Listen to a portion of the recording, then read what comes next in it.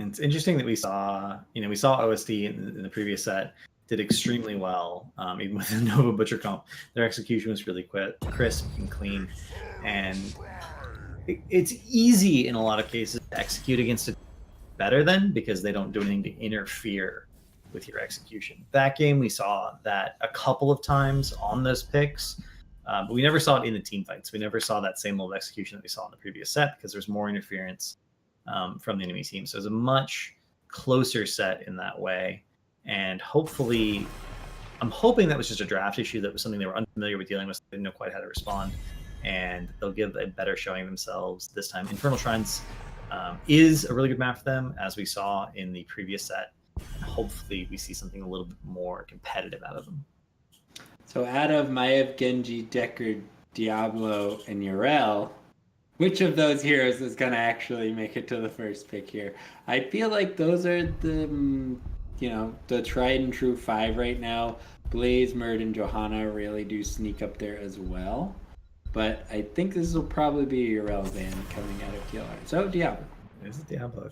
Arguably Diablo's best map in competitive, just because of the tight choke points. The Deckard ban makes me wonder if they're going to go Alex Strauss in the 1-2, denying that emerald value. And of course, there's Infernal Shrines. The dragon is up every single objective. Yrel picked up dominant offlaner, so they're set for that role. I'd love to see Johanna Alex Straza. I would too. At a minimum, I want to see Alex Straza. There's a couple of other heroes in the damage department that I could see instead. They could see the Phoenix. I definitely don't want them to see the regular offlaner here. I want them to hold that for a long time going into the draft. I really want to see Alex Straza. It makes the most sense with the Deckard ban. I think they can hold the offlaner all the way to the end. Murden and a super high priority on Zeratul here. Seems odd, especially because it's not like a Zeratul doesn't give anything away. He is the giveaway at being a Zeratul pick. And right into a Stitches Phoenix, so... If you couldn't beat it last game, no reason to think you can beat it this game. Zeratul says to me that they want to go for some kind of wombo composition. Wombos, and there's the midi ban coming out this time. They should have banned it last game in that position, but they didn't. But wombo compositions are, generally speaking, one of the easiest things to execute if you feel like there's a big differential in the macro execution between teams. You can always win a team fight off of a wombo combo, and if you consistently win team fights post 10, you'll eventually be able to end the game. So hopefully that's their thought process, and hopefully it's something they've practiced a lot. So Jaina, you think Jaina high potential here? Alex Raza ban, I think we talked about that. Makes a lot of sense. Do you think OSD is looking for something along the lines of a Jaina? It needs to be something like a Jaina. It needs to have that level of burst potential. And if they don't get that. I mean, he does the damage once, but stacking him can be a little bit of a trial. Phoenix does have a very large hitbox, as does Stitches, so he's one of the easier heroes to stack on. Mathael, Hanzo, so they're flexing their support of all things, even though support has not been picked up yet. So they're going to give first priority on the remaining supports after a Deckard and Alex Straza ban, which is a little bit of a fundamental drafting mistake. You don't generally want to do that. And having revealed their entire damage structure, they don't have a lot of poke outside of the Hanzo Ws, which are not necessarily hyper effective on this map if you're fighting over the shrine, because Ws hit the minions. So they know they can go Uther very, very safely and deny any sort of blow up potential. I like the Uther. Uther's a good follow up to the Stitches hook as well. The Righteous Hammer, and we have an Ana Malthael. Okay, I wasn't too sure about this comp, but let me say, as a mid-low level player, not anywhere near these Open Division player skill levels, Ana Malthael can be an extremely strong combination if you you don't even need to go Tormented Souls, just the Cleaving Dot plus a Nano Boost. A Malthael can do a ton of sustain and do a ton of damage if they can get in there and, work themselves around. Malthael playing into Hammer, I'm not so sure he's going to be able to get in there and do the same amount of work as I see in my games. I mean, if you can get the mark on him with your E and then he knocks W to him again, and you only have the one knockback, knockback. My major concern is Ana is normally really good at denying healing on targets, so that allows you to secure those kills. But Uther has Divine Shield, which doesn't rely on healing anyone. It just says no. Doesn't matter what you have going on, no. And that's a little bit of a problem.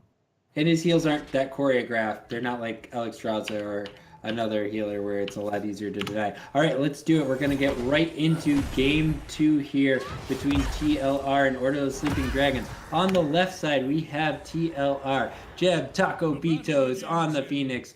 Free PX playing Sergeant Hammer. Bats on Stitches once again, plus Ultra Yrel on Yrel, trying to jump over that wall. And Suryu coming in on the Pleb Horse Lumberjack.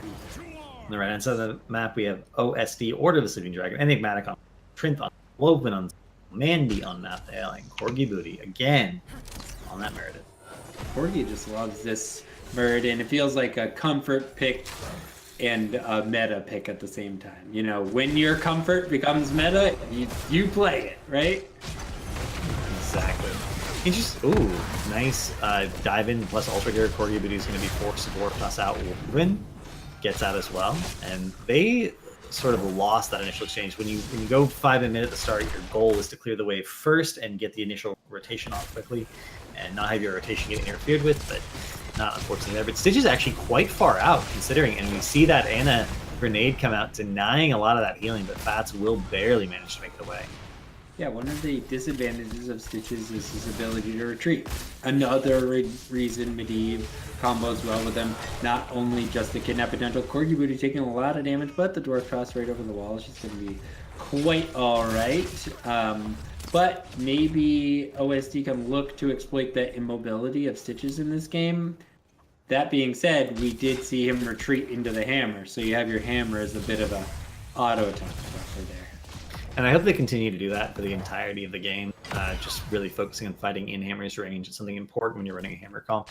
We actually do see Q-build Uther, by the way, level 21 Silver Touch. We generally, as Soul Sport Uther, see the auto attack build for the mana sustain and the increased number of stuns. We see Q-build in double support, or when you're really trying to burst one target down as hard as possible, which obviously is something you're trying to do off normally anyway. So I'm curious to see if that's how they're going to run it.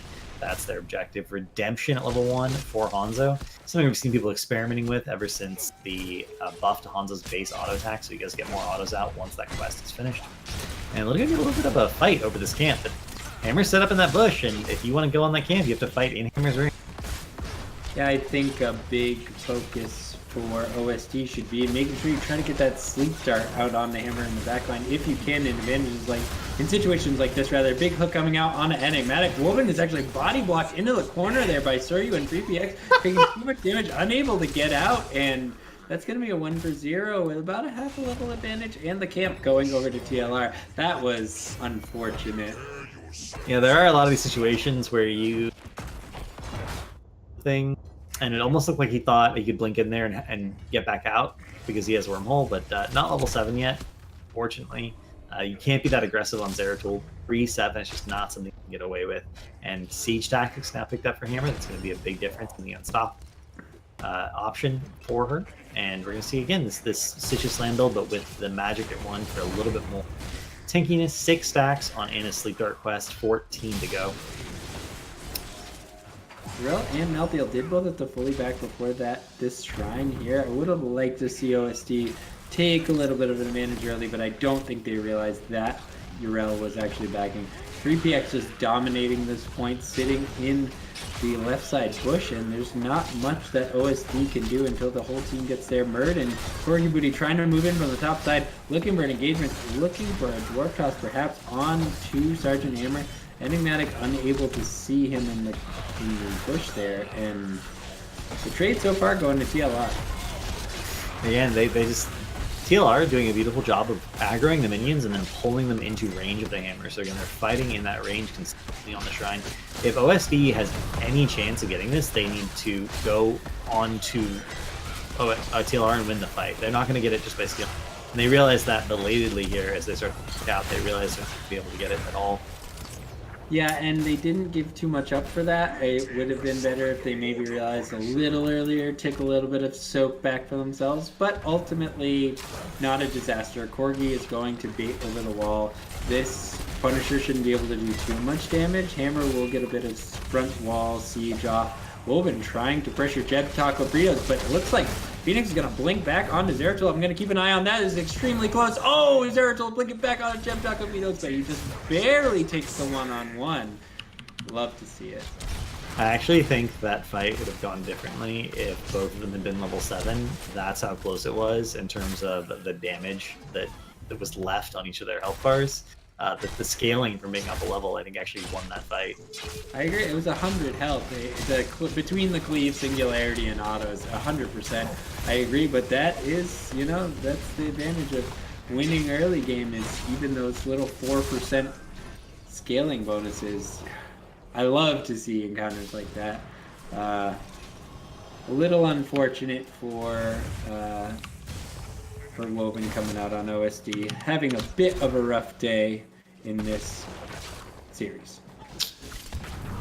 We're actually going to see we're going to see sharpened arrowheads, excuse me, at level on the auto Q auto build. Essentially, we're not going to see Never Outmatched. Even with the redemption build, we do usually see Never Outmatched just for the sheer level of poke that it gives. And you even get more W's out, even though they have fewer arrows. Once you get the increased attack speed from redemption, you get more quicker resets from the CDR talent. But going for the anti-armor onto the Urel, which did not take the armor talent at 4, but did go for the E reset at 7. Interesting builds from both teams, really. Ooh, Hook looking for Trent, but Trent's doing a very good job staying safe. I gotta say, these Ana plays in the tournament so far have been really conservative and well executed. Suryu is super deep, taking a lot of damage, but he is Uther, so if he falls, he has that trait to try to heal after he dies. Hook actually failing on the wall, looking for Woven there. Corgi Booty gonna back up, just try to get his trait healing up. Enigmatic also taking quite a bit of poke. He is gonna have to back up. Woven looking for something, but revealed by the knockback from Hammer. This is tough. OSD just getting poked out, and they need to have a committed engagement into the Hammer range. It's tough into the Phoenix too, though. You go engage into the Hammer range, and you have the Phoenix backing up, doing a lot more damage. Big Hook coming out on Enigmatic. Also, Corgi Booty engaging, trying to escape and heal. Not enough. There is a level 10 advantage now for TLR, and the slow choke coming down bot lane from the Hammer. And that entire time, plus Ultra was just double soaking on Urel. She does have the wave clear for that. And we did see a little bit of an attempt to pressure her out, but it's a Urel, as it turns out. Very hard hero to gank, is very independent on the map. And this is just incredibly difficult. They are going to have an even fight if they continue to soak here. They will, and it will be an 11 to 10 fight on the Shrine. Everyone will have their heroics. We're going to see the VP. We don't have a great wombo, really. Like, we have Arrow. I'm really curious to see what they're going to go for Mathael at level 10, if it is going to be that Tormented Souls, or if it's going to be Last Rites. But yeah, that's something I noted in the draft as well. We talked about it leaning heavily into the wombo potential, and then that's not what we saw. So also, are we going to see, we have Last Rites, Void Prison, Nano Boost, Dragon's Arrow, and Avatar. So all standard picks, but not necessarily inherently synergistic. Woven taking a lot of damage, trying to push out Singularity Spike onto fast, but Corgi Booty just taking a lot of damage, trying to peel Manby. Also, just sort of OSD trying to retreat there, a little bit of disarray, but they're not too damaged. 26 minions already going over to TLR, though. They're going to have to back up. Zeratul's moving down to clear the bot lane already, and Meltio's going to look to clear the mid. This is going to be a Arcane Punisher as well, which is going to be difficult, especially with plus Ultra and Bats looking to follow up behind the sleep. we talked about this in game 1. We did see Gordon said that it was going to be Putrid Vial plus the salvo, so they're going to have that slow setup. You can see Fats walking in here, trying to get everyone slowed, but they can't quite get onto anyone except Corgi Booty. They should be able to get Corgi Booty here just without the heroic that they do.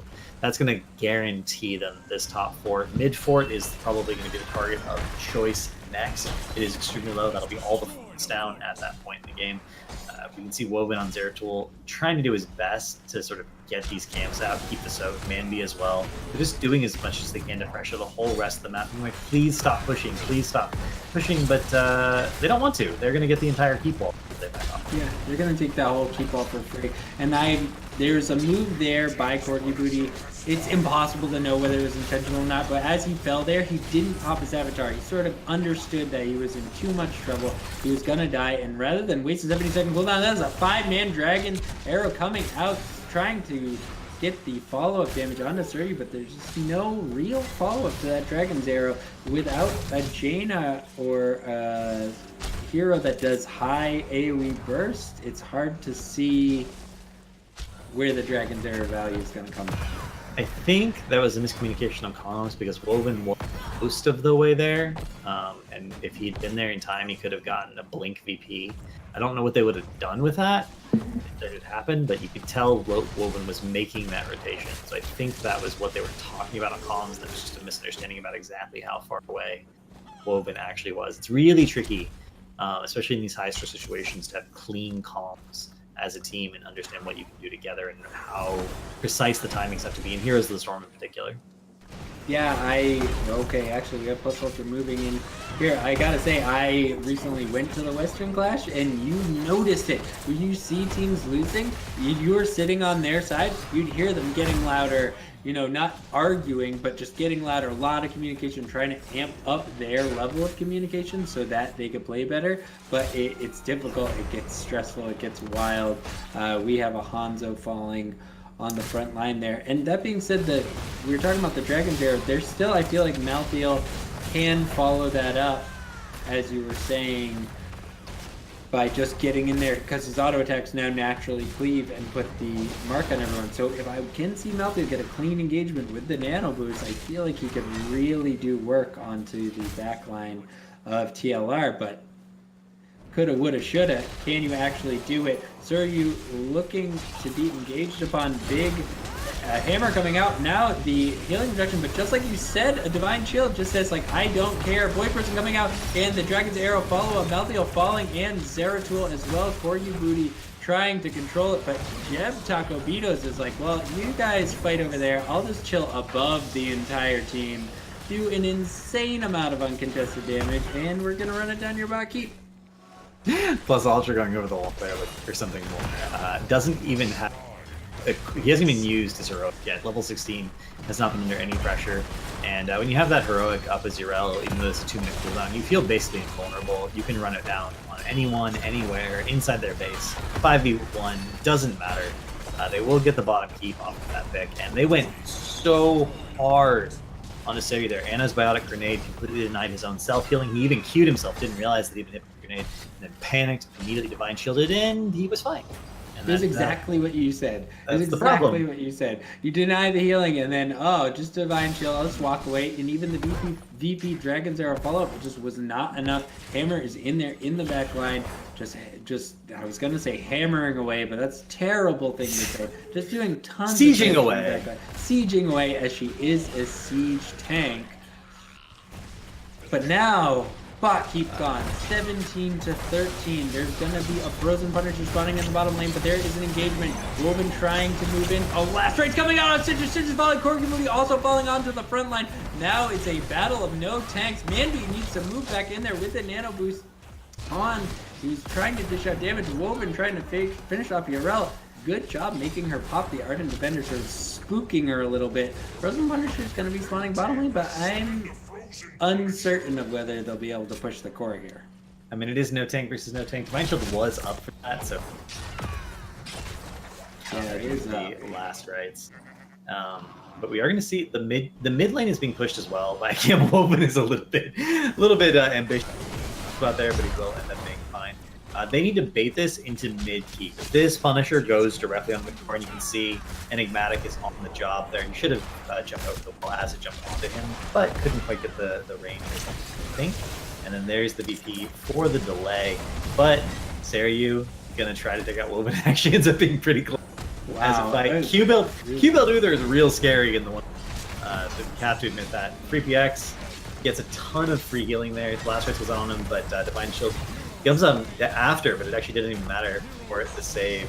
Uther dies, but Uther's the hero you want to die in the situation. If anyone on your team's going to die, want it to be Uther, and Woven is going to be fine. I don't even know what we were worried about in that regard. No, he's dead. Just Fats comes back to life, comes into the kill, 30% on or 20% on the and that will be the game and set. So TLR looking extremely dominant. First with the kidnap combo, then with a much more standard composition. Stitch is a little bit, not super meta right now, but there's no reason Stitches is not viable. 14 kills to 2. The control by the Sergeant Hammer and the Phoenix was unbelievable. I feel like TLR is playing extremely well tonight. And that was the clean execution of the milk carton comp is something that takes a fair amount of practice. It might seem pretty easy. Oh yeah, we hooked them, and then we swallowed them, and then the portal goes down. That portal needs to already be going down as the gorge happens, ideally. So you need to confirm that the hook has actually hit something.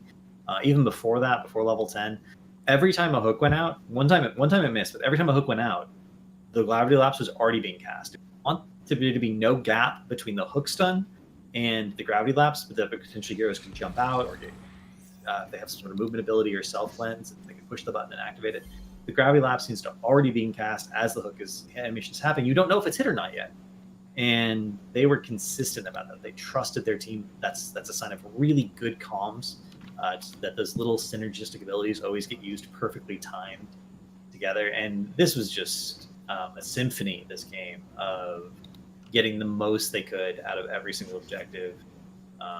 One or two missed Divine Shields as I think the biggest criticism that we can have of them this game, and that's pretty minor.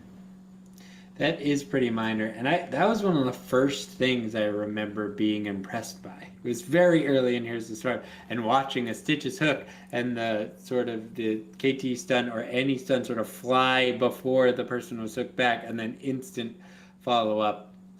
Probably why Malfurion's so popular is the initial follow up rate, because that mid route is just instant. There is no delay. It's one of the most reliable follow ups. But do we expect to see more Stitches play coming out of TLR? I sure hope so. It looks like are we already on to the last series of the night?